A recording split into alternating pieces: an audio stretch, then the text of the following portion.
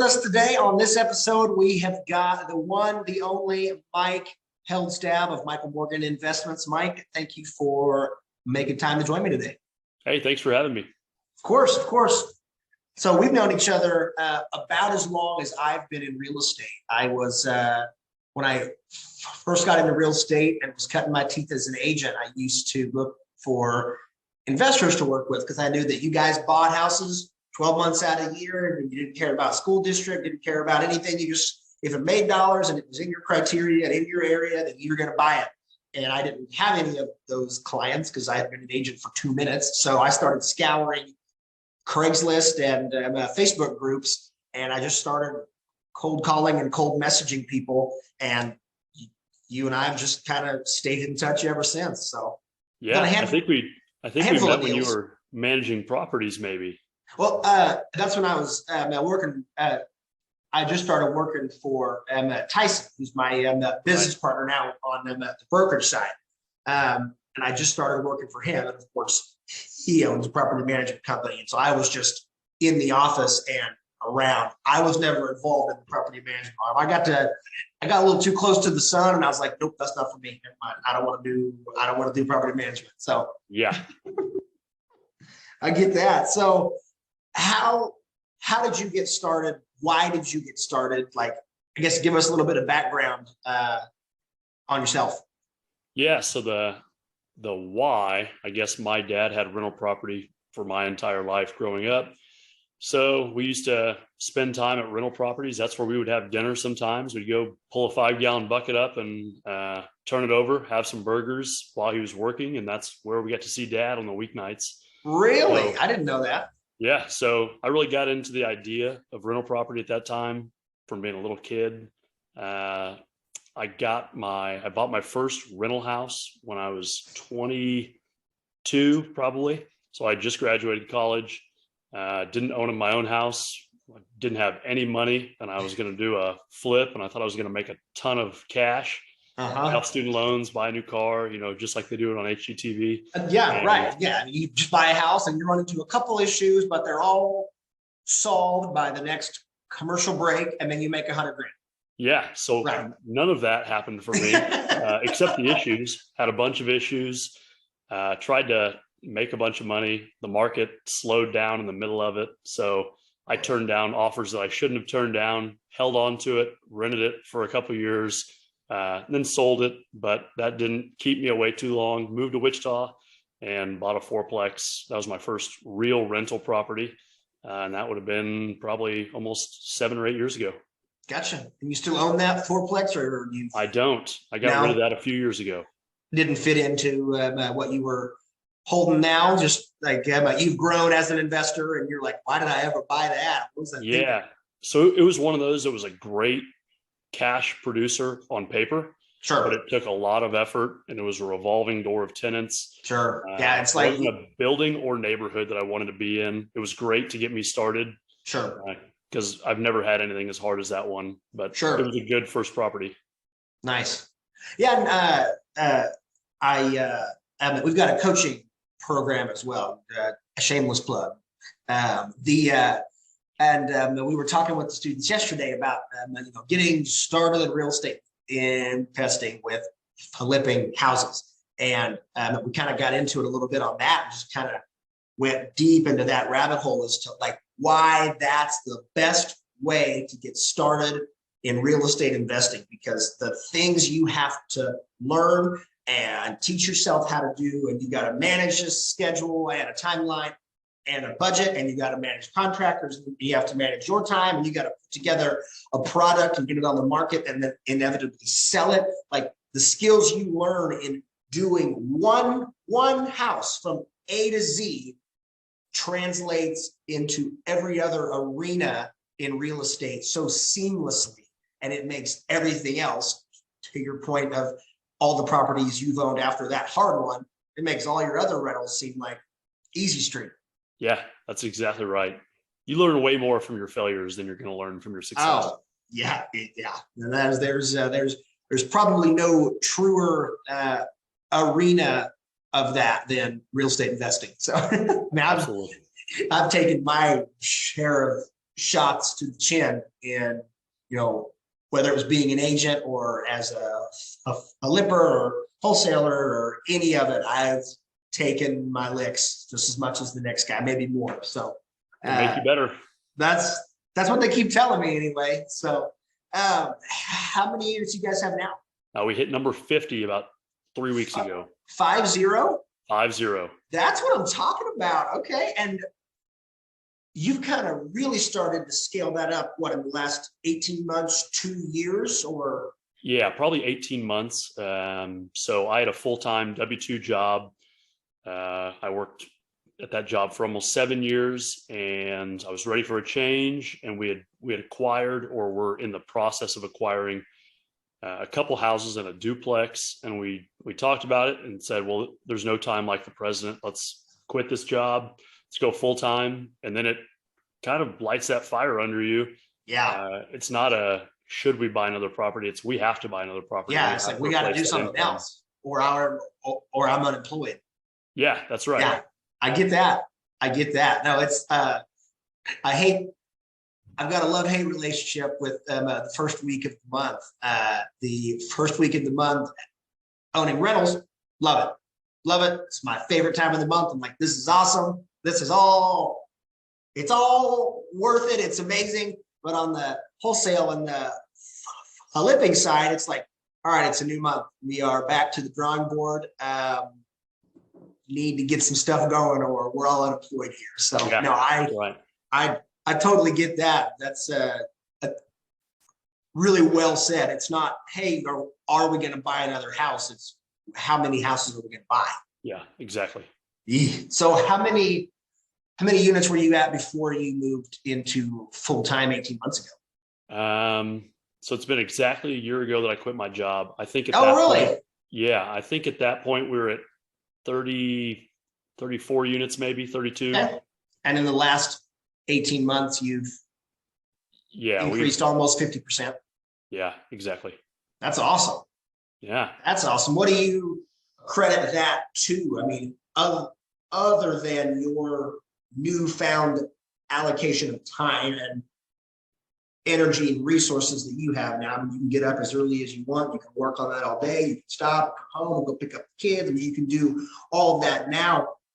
What do you accredit really cranking that up and get to 50 units inside of the last 12 to 18 months? Sure. So I'd say outside of the just having more time to be able to look at deals right now, because that was my biggest issue when having a full-time job. The deal of the day would pop up. Right. I couldn't look at it because I was on the road, and maybe it'd be 2 days. Well, then it was too late. Right. No, yeah, those deals are gone by then. Yeah, that's right. I would say just better understanding and better utilizing leverage. Yeah. And really, it's been a double-edged sword with the market being the way it is for the last 15 months or so.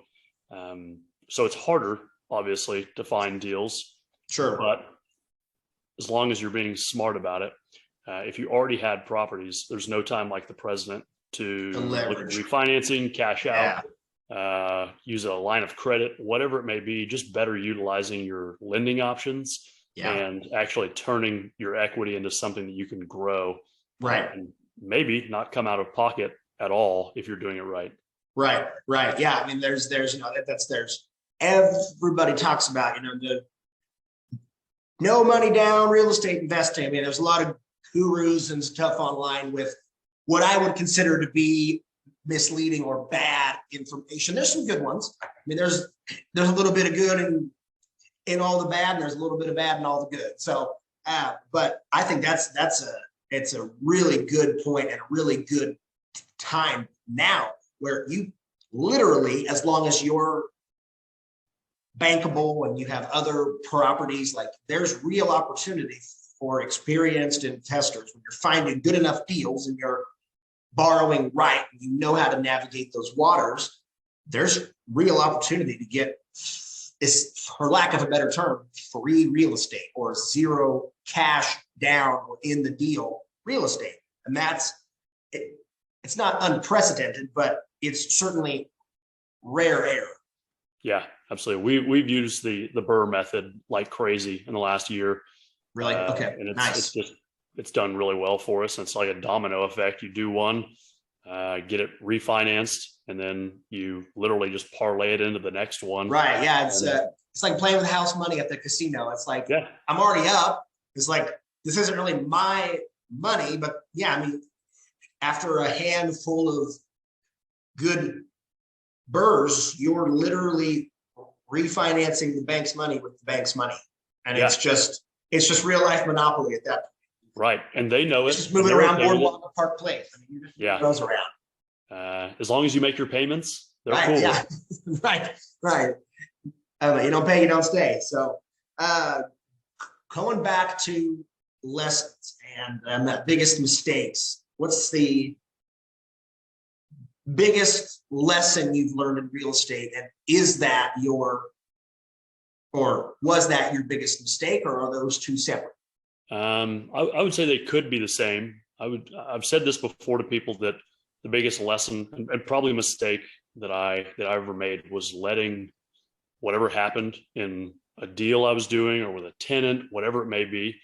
I took it personal, and it would just mess me up.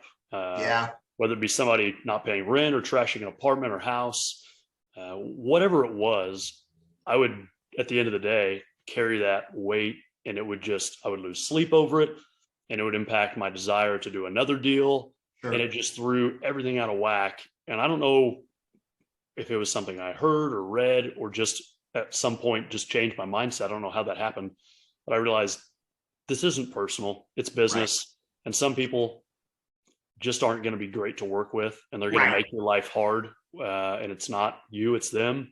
So get over it, and don't let it bother you, and don't let it stop you from trying to get your goals achieved. Right. Now, yeah, it's the age old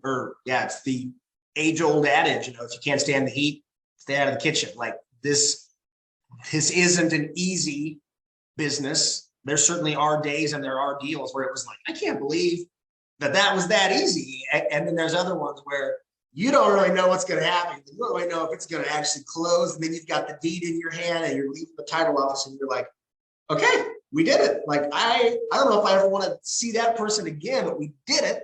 So no, I have been involved in, and as I'm sure you have, deals of both kinds. The ones where you walk away and you're like, I can't believe I got paid to do that. That was awesome. That was fun. And then you have other deals where you're like, I'm pretty sure I'm going to hang this whole real estate thing up, sell it all. I'm done. I'm out. Waste of time. So I heard something like 2 or 3 years ago. I was listening to a podcast. It's a leadership podcast. And he talked about, when you're receiving feedback from people on your team, or, something happens that's outside of your control in a deal or in a negotiation, or, in this case, a tenant doesn't pay rent, or they trash the apartment, whatever it is, you can't take it personal, and you've got to separate the who and the do. What they did doesn't necessarily reflect on how they feel about you as a person. They don't hate Mike, and so I'm going to trash this apartment. That's alternative circumstance. It's got nothing to do with you personally. And this is way too hard of a business, and can sometimes be too cutthroat and competitive of a business to take things personally. Yeah, absolutely. And even if it is someone that is trying to personally hurt you, right, it doesn't do you any good to worry about it. It's just, It is what it is. Tomorrow's going to hopefully be better. Right. And it certainly can't stop you from doing more deals. You've got to have thick skin. You've got to have thick skin to be a landlord. You've got to have thick skin to be a flipper, to be involved in a competitive arena like real estate at all. You've got to have thick skin if you want to do it, and you want to do it well. Absolutely. And really, probably what impacted me so much in the beginning, taking it personal, was when there's no harder amount of rentals to own than one. Than one. That's right. So when you've got one rental and someone's not paying rent, or it needs a new AC or water heater, right, you're crushed. That just took out 3 months of your profit. I was just going to say that that stuff, it's easy to buy. Yeah. Yeah. No, I was just about to ask you if hardest rental to own? Was that first one, or to own the 50 that you have now? So I'd say there's a difference between hard and time consuming. Sure. Owning more time consuming. Choose your hard. Right. But as like financially hard and taxing on you being able to make ends meet, one is harder. Oh yeah. Yeah. I mean, Emma, when I got started and I owned my first rental, I was in a different, when I bought my first rental, I was in a different place than you were. Like, I wasn't using any of the cash flow every month to pay bills or anything. I mean, that was just into the rental account. We're going to do something with it, use it for down payment on something else, yada, yada, yada. But even when I just had the one, and it's not that I didn't care about the cash flow, but I wasn't like, I need to go to the bank right now and get that money so I can go and pay my water bill. But it was just, it was still like, God, like, why is this so, it's pulling teeth, just owning one freaking rental. And I have a management company I utilize, not own like I have, but I utilize a management company that does it anyway, and it's still owning that one. I was like, this is unfreaking real. So hard to do. Yeah. And with one rental, and even with 3 or 4 rentals, you're not using subcontractors enough. Right. Like, you're just a regular person, and they'll get you're not getting any deals or any discounts. Right. They'll get to you when they have time. Right. And they're going to charge you regular retail rate. Right. It's going to hurt. Yeah. And when you have more, hopefully you've got those relationships, and hopefully you pay your bills and treat people right. Right. When you call them, they'll be there as quick as they can, and they'll take care of you more. Yeah. No, that's really, really well said. I mean, we talked about that yesterday on our coaching call as well. We talked about that for 30 minutes of, your contractors and your subs and anyone you're using to do work on your properties of any kind. Those are human beings running a business, and everything you can do to make them feel heard and seen and appreciated and cared for, like, you, just like if you were in any other business, you want to maintain that relationship. It's like being married. If you stop pursuing your wife, she's going to be like, what's the deal? What's going on here? Like, you don't just pursue, get married and stop, and it's just a healthy relationship. It's the same thing when you're dealing with a contractor, and that seems a little heavy, but in essence, it's the same thing. You build and you nurture that relationship, and you take them out to lunch, and you get them pies for Thanksgiving if you got a small crew that you work with. I mean, there's just a lot of little things you can do to outline and really bring out the human element of your real estate operation. And whether that human element and that relationship that you're grooming is between you and your contractor, or you and your partner, or you and an assistant, or your accountant, or your lender, the guy that has all the money, or your tenants. I mean, there is a human element and true, unadulterated human interaction between you and tons of other people and tons of other egos involved in the common goal of getting those deals wrapped up and the rehabs done, or getting something funded, or getting them moved in, or getting your tenant's hot water heater fixed. So I mean, there's just so much interaction with the general public and with other humans that it's so important not to forget that they are other humans. They're not tenant number 9 and contractor number 4. These are real human beings that are relying on you for something. Absolutely. And I think the biggest problem with most landlords, especially when they get bigger and older, is they remember all those things except for the tenant. Really easy. Everyone that's ever owned multiple rentals can tell you a bad experience and a tenant they really didn't get along with, or maybe they didn't like at all. But you reaching out and being the human instead of the landlord that calls you on the first of the month asking for rent, there's a difference.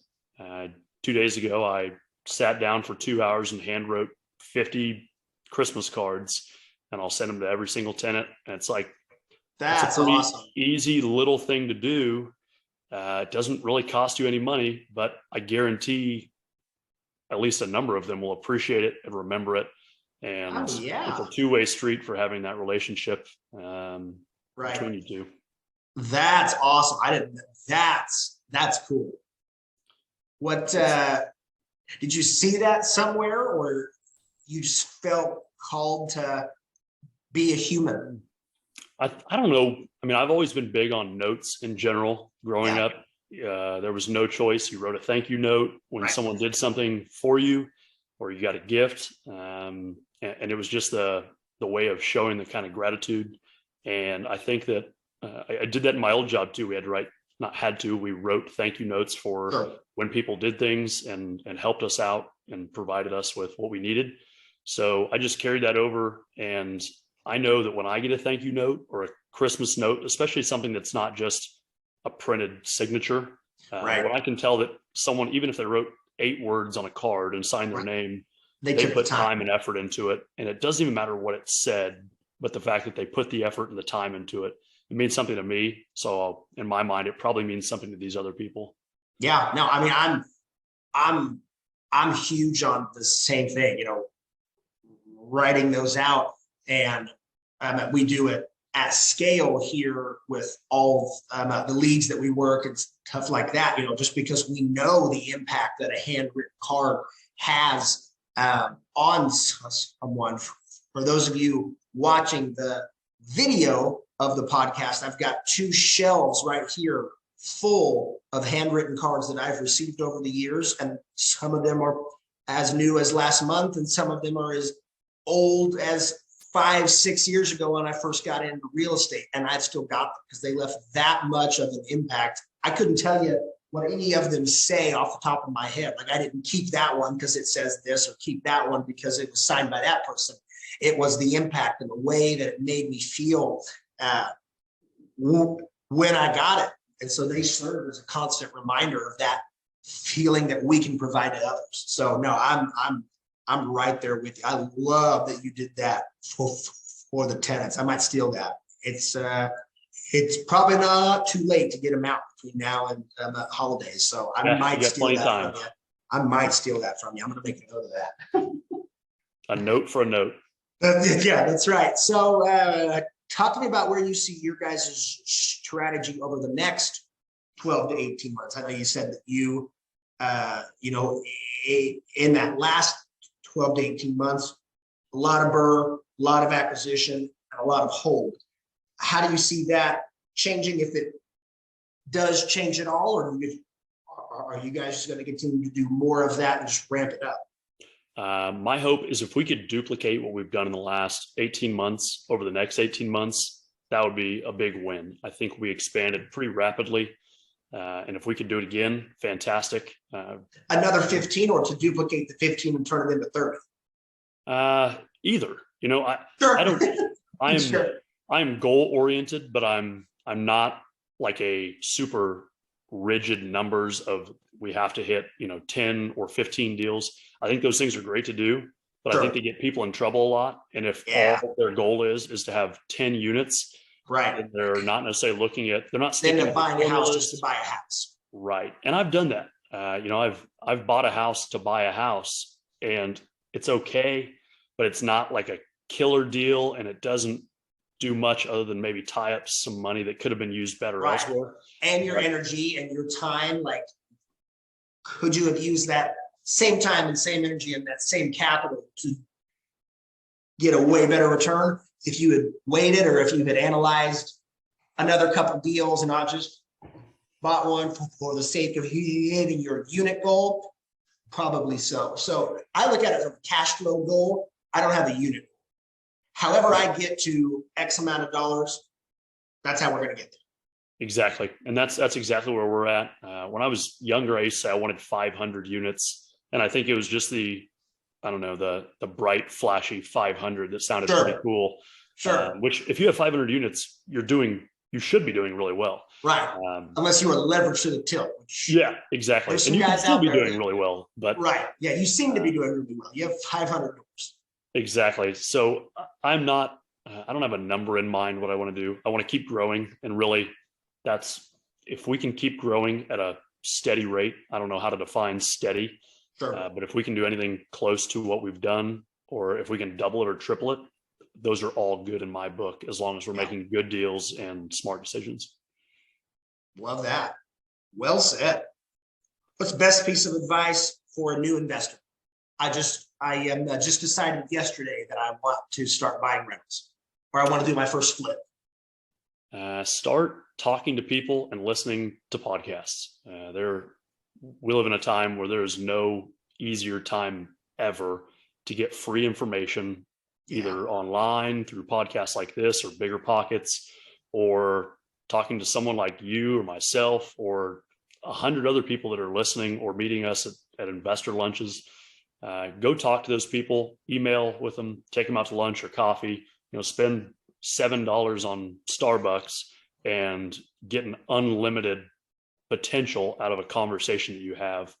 It's kind of like that 6 degrees of separation. Meet one person, you're going to meet their 5 friends, and then all of a sudden you met their 30 friends, and now you've got a network around you that's going to give you more value in lunch than you got in 4 years of college. Yeah. That's the truth. There's a quote. I want to say that it was Warren Buffett, but I don't know that for a fact, so don't quote me on the quote. But it's formal education will make you a living, self-education will make you a fortune. Yeah, absolutely. I'm pretty sure that was Warren Buffett. Do you know off the top of your head, Mike? It wouldn't surprise me. I don't know the answer to that. Sure, fair. Yeah, it's I said it. Formal education. Give me that quote. I said it. Mike Heldstab said, formal education will make you a living, self-education will make you a fortune. Yeah, it's for sure. I've learned way more from having rental property and doing business than I did in college. Oh, sure. Absolutely. What about advice for someone who's on the fence about getting started in real estate investing? They haven't quite decided that that's what they want to do, but they're leading. I would say do your research, be confident in your decisions, but don't make a decision just to jump into it because you feel like it's the shiny thing on Instagram that everybody's doing. If it makes sense, do it, but make sure that it's going to work for you. Don't sacrifice your family or your finances or being able to pay your own mortgage or rent in order to hopefully make money down the road. Make sure you're making good decisions and don't jump into something that you're not really sold on. Well said. Well said. Mike, thank you so much for your time today. I know you're a busy guy out there managing 50, soon to be 80, soon to be 500 doors. So I'll let you get back to it. Thank you again for taking time to join up with me today. Hey, thanks for having me. I appreciate it. Of course. And everybody who's watching and listening, thank you very much. Don't forget to subscribe. Mike, thanks a lot, man. See ya.